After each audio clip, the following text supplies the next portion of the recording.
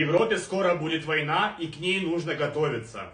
Последние недели переговоров между США, Украина, Россия и Европа указывают на то, что Европа все же разместит свои войска в Украине. Для наших граждан это, конечно, может показаться очень добрым делом, и они смогут защитить нас от агрессии с Востока, с России. Но это лишь кажется на первый взгляд.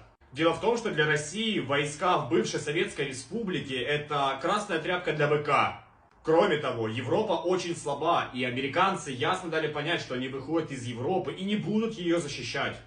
А для Путина и России это огромная возможность, историческая, чтобы поквитаться с Европой, пока она слаба, и вторгнуться в Европу, победить ее, и встать в одну линию с Петром Великим, Иваном Грозным, Екатериной Великой и так далее. И самое главное, у меня нет на цели внести дезинформацию или испугать украинское общество, а лишь напомнить о одной поговорке. Надеемся на лучшее, готовимся к худшему.